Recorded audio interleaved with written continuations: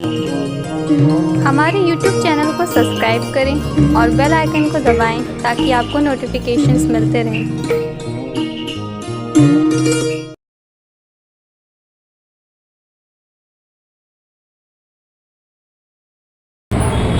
खूब दूर से तन के खड़ा करिए, थोड़ा सा बाएं मुड़िए, फिर सीधा हो जाए, दाएं मुड़िए, फिर बाएं, फिर दाएं, फिर सिर के दबाइए जोर से, फिर ऊपर करके खूब तनिए जोर से और शांति से बैठ जाइए। आइए एक बार एक साथ एक स्वर में गायत्री मंत्र का हम सब गाएं। ये गायत्री मंत्र का गायन क्यों और गायत्री मंत्र कौन सा है सभी जानते हैं ना, ओम भूर्भुवः स्वः करके शुरू होता है जो है ना, ये गायत्री मंत्र। विश्व ब्रह्मांड को संचालित करने वाली कोई सत्ता अगर है जिससे हम अंग्रेजी के 3 अक्षरों में गार्ड गाते हैं, GOD, G for generator, O for operator, D for destroyer, जिसे हिंदी में ब्रह्मा विष्णु महेश कहते, जैसा भी देवा जी ने कहा है जगविदित के 3 सूत्रों के बारे में। दुनिया में ये 3 शक्तियां हैं जो दुनिया को चलाती हैं, ब्रह्मांड को चलाती हैं, और इन तीनों शक्तियों को चलाने वाली कोई सत्ता है उसका नाम है गायत्री। क्योंकि गायत्री का देवता इस समस्त ब्रह्मांड को ऊर्जा देने वाला केंद्र सूर्य, महासूर्य, जिस सूर्य को हम अभी देखते हैं रोज सुबह शाम दिन भर, इस सूर्य से भी बड़ा एक सूर्य है, अनंत ब्रह्मांड में छिपा हुआ सूर्य जो पूरे ब्रह्मांड को पोषित कर रहा है, वह महासूर्य जिसे हम आदित्य के नाम से जानते हैं, गायत्री का देवता वही है। आइए उसी उदीयमान सूर्य का ध्यान करते हुए गायत्री मंत्र का गायन करें, भाव करें कि विश्व ब्रह्मांड के जिस किसी कोने में भी मातेश्वरी भगवती गायत्री विराजमान हो, परम पूज्य गुरुदेव बंदिया माता जी जहां कहीं भी हो, हमारे द्वारा उच्चारित गायत्री मंत्र के स्वर को सुन करके वे वहां से दौड़ते हुए आ जाए और आज की इस गोष्ठी को सफल बनाने में अपनी कृपा करें। हम सबके ऊपर आप सब उनका आशीर्वाद बरसे। ऐसे भाव के साथ, ऐसे पूर्ण मनोयोग से गायत्री मंत्र का गायन एक साथ एक स्वर में करते हैं।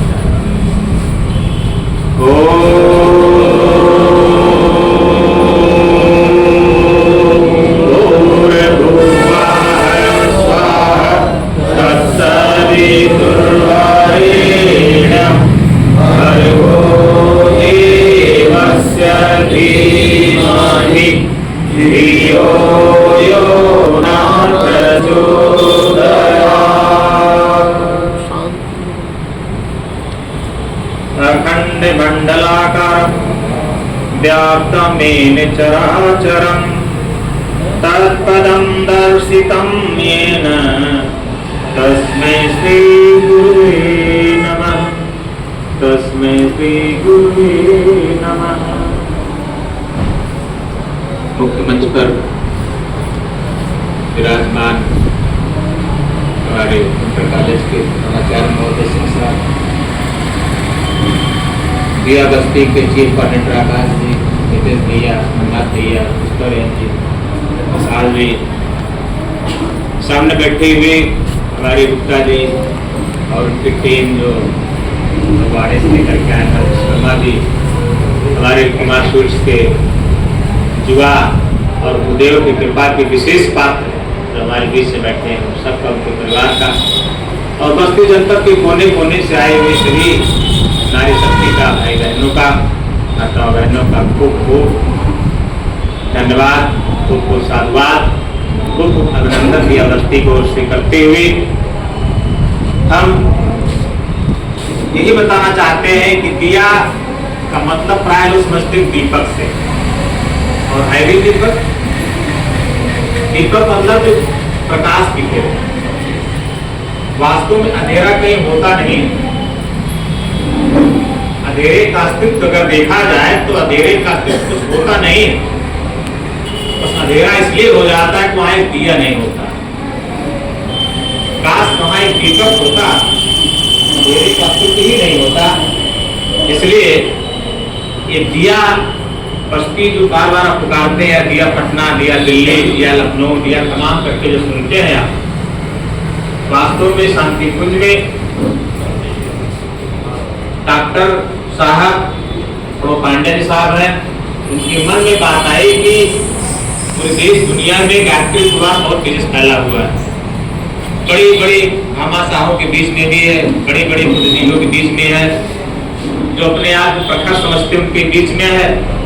किंतु जो हमारी युवा पीढ़ी है, जो नौजवान पीढ़ी है, जो किशोरों की पीढ़ी है, देवियों की पीढ़ी है, जो छात्र छात्राओं की पीढ़ी है, उनके बीच मिशन को कैसे ले जाया जाए, तो उनके मन में एक विचार आया और उस विचार को उन्होंने रूप दिया करके डिवाइन इंडिया यूथ एसोसिएशन,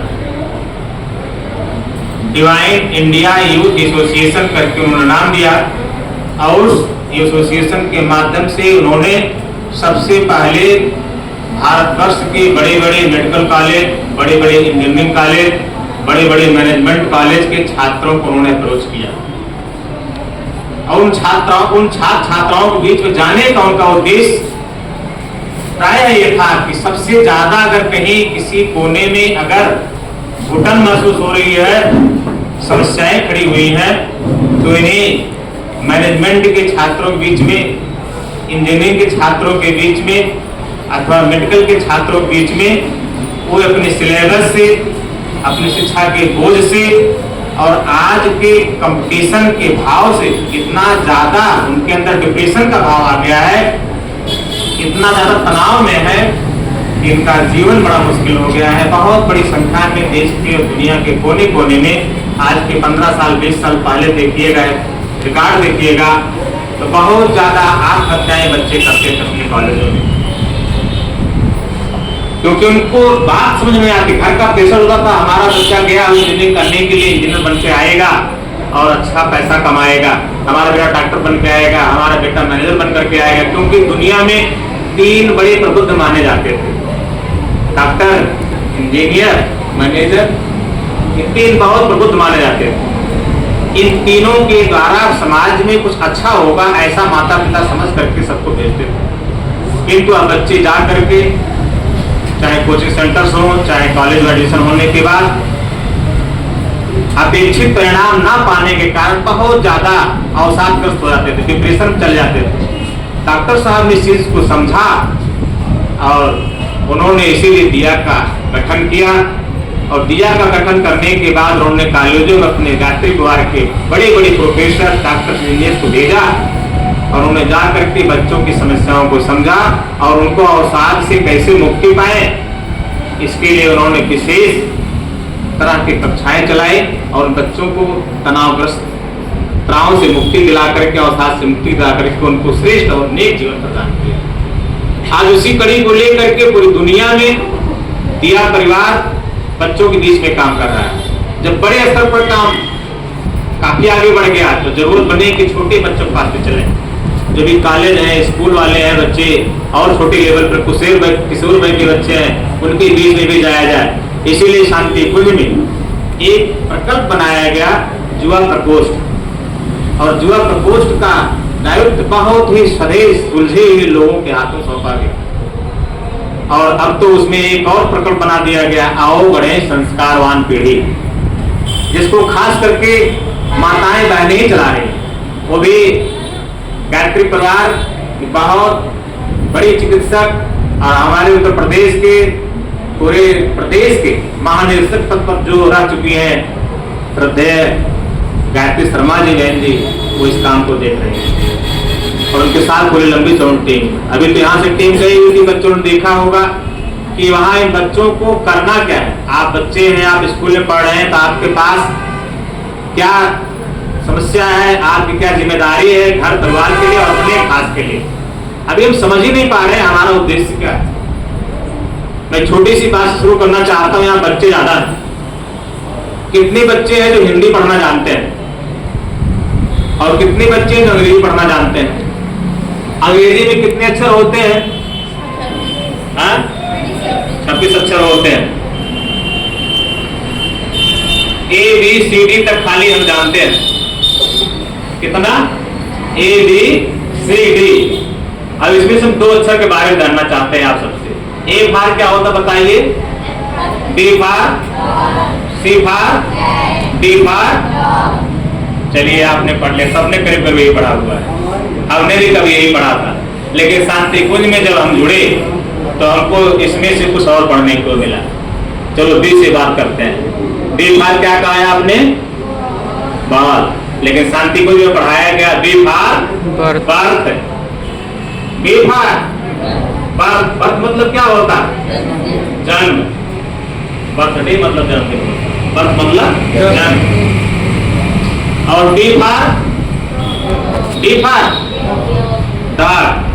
डाक का मतलब क्या होता जानते हैं? लेकिन शांति कुंज में क्या पढ़ाया गया? D फार डेथ। D फार डेथ। डेथ मतलब क्या होता है? मृत्यु। एक अजीब सी बात है, शांति कुंज पढ़ाया गया पहले B फार बर्थ और D फार डेथ, और C को उन्होंने छोड़ दिया। हमने पूछा ऐसा क्यों? तो उन्होंने कहा C आर के लिए छोड़ दिया। हमने कहा हम क्या करें इसमें? उन्होंने कहा आप डिसाइड करिए आप करना क्या है। तो उन्होंने आगे इसको एक्सप्लेन करते हुए बताया कि B फार बर्थ मतलब जन्म था आपका सहज हो गया। जन्म कैसे हुआ आपका? सहजता से हो गया, आप जान ही नहीं पे जन्म हो गया। कोई जानता है आपका जन्म हुआ? किसी को पता है उसका जन्म हो गया तो हो गया। और ये भी आप जान गए हैं कि मृत्यु भी एक दिन हो जाएगी, उसको भी आप जानते नहीं कब होना, कब हो जाएगी कि कोई जानता है? आप बताइए। लेकिन इन दोनों के बीच मतलब जन्म हो चुका है, मृत्यु भी हो जाएगी, इसके बीच में एक अक्षर है C।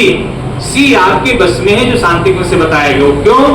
क्योंकि उन्होंने कहा कि अब आपको निर्भर करता है कि आपकी डेथ कैसे हो, और डेथ के बाद, मृत्यु के बाद आपको लोग क्या समझें। इसके लिए एक शब्द उन्होंने कहा चॉइस। क्या कहा? चॉइस। चॉइस करना है आपको, चयन करना है आपको कि आप क्या चाहते हैं। आपका जीवन मंगलमय बने, आपका जीवन शानदार बने, आपका जीवन किसी को दिशा देने वाला बने, आपका जीवन एक महामानव वाला जीवन बने, या आपका जीवन एक गया गुजरा बिल्कुल समाज का सबसे दुष्ट और सबसे गया गुजरा इंसान बनने वाला बन जाए। आप क्या चाहते हैं? आप लोग बताइए क्या चाहते हैं? अच्छा बनना चाहते हैं? कितने लोग अच्छा बनना चाहते हैं? तो अच्छा बनने के तो कुछ सूत्र बताए गए होंगे ना। ये तो सभी लोग जानते हैं, अच्छा बनने के लिए पढ़ना चाहिए, अच्छा बनने के लिए कुछ अच्छा काम करना चाहिए, अच्छा बनने के लिए अपने समय का प्रबंधन करना चाहिए, अच्छा बनने के लिए भगवान का कुछ काम करना चाहिए, अच्छा बनने के लिए अपने गुरुजनों के आदेश का पालन करना चाहिए, अच्छा बनने के लिए माता पिता की आज्ञा का पालन करना चाहिए। ये तो सभी लोग जानते हैं। कितने लोग इसमें से मानते हैं इस बात को? है कुछ लोग, बहुत अच्छी बात है, कुछ तो है जो मानते हैं कि आप करना चाहिए। बाकी लोग नहीं मानते क्या? और मानना भी नहीं चाहते हैं क्या? यही आपकी चॉइस है, यही आपकी चॉइस है कि आप चाहते क्या हैं और उसके अनुकूल चलते हैं नहीं चलते हैं। अगर आप चल